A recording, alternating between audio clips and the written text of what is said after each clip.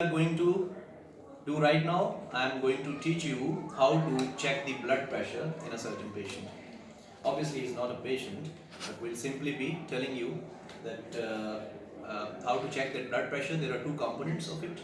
One is the palpatory method. So first we'll be doing the palpatory method, and then with the auscultatory method. Preferably, we should have mercury uh, blood pressure apparatus with us, but here we'll be checking this blood pressure with the routine apparatus which medical students use commonly in the ward settings. Before we check the blood pressure, there are very important points which you should always note.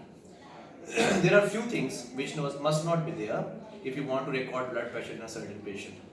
The patient should not have taken coffee, tea, or have if he has he's smoking, so he should not have that smoke that cigarette in the previous, preferably in the previous 1 hour. No coffee, no tea, no smoking. If he has done exercise in the last 1 hour, preferably that should be avoided. The patient should preferably be in a comfortable sitting position with a proper backrest, as we have got in this chair, for at least 10 to 15 minutes, and only then that blood pressure should be checked. Obviously, in the stress states, in those states where a patient is under some severe trauma or having something that is causing pain to the patient, in those settings, the blood pressure will rise secondarily to those particular reasons. When a patient comes to you and sits right in front of you, before recording the blood pressure, again there are certain rules. When you are checking that blood pressure, neither you should speak nor a patient should be involved in speaking. The legs should not be crossed legs like that. They should not be crossed, they should be straight.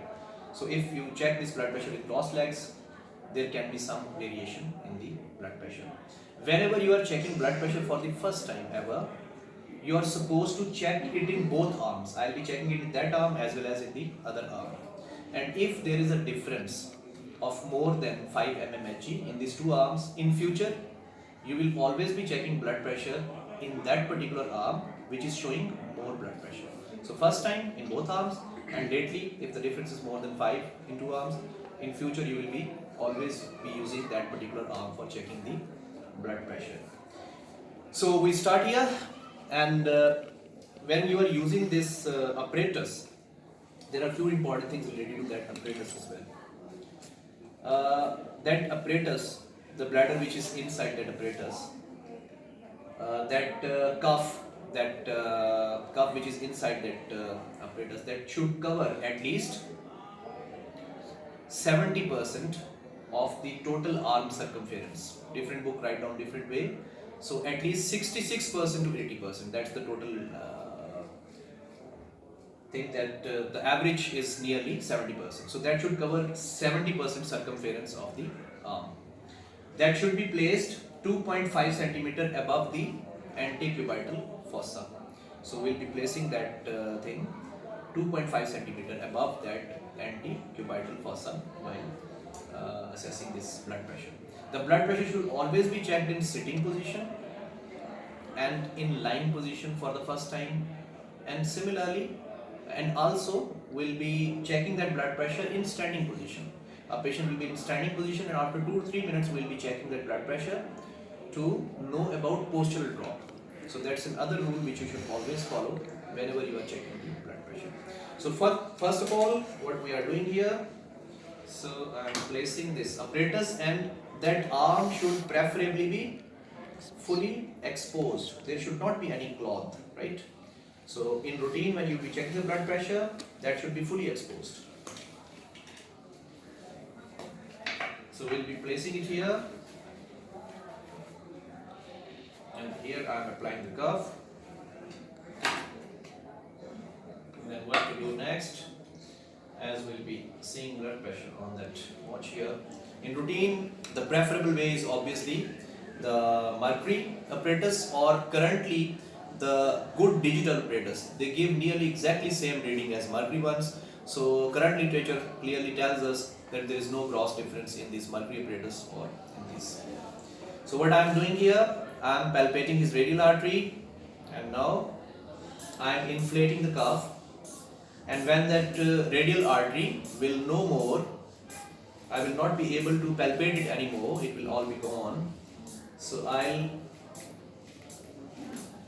move around 20 degree higher than that reading, and now I am letting it drop. I am now deflating the cuff. Wherever I will be able to palpate that brachial artery again, that will be taken as systolic blood pressure. This is what you call the palpatory method of. So here I am able to palpate the radial artery, it's 110 systolic. Then what I am going to do next, now I will be placing diaphragm. I will be placing my diaphragm. Here there is insertion of the biceps muscle, and just medial to that insertion there is brachial artery. Again inflating the cuff, and now I will be deflating it again. So as per rules, you should deflate 2 mmHg per second. So there should be slow deflation. And the first sound which I will be hearing, that is known as first Korsakoff sound, that will be taken as systolic blood pressure.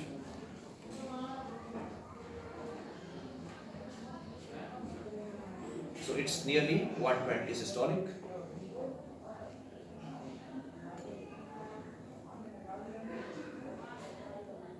And when the sound is no more there, and that's here at 70, this is the diastolic blood pressure. So this is how you check this blood pressure. Remember, whenever you are checking the blood pressure, you are supposed to check it 2 to 3 times. Then you will record the mean. Whatever will be the mean, that will be taken as the normal blood pressure of the patient. I have told you that we will be checking whenever we are examining the patient and we are checking the blood pressure. That should always be examined in both limbs. Whenever you are examining the patient for first time in his or her life, in future we will be following the standard protocol which I have already highlighted. Thank you very much.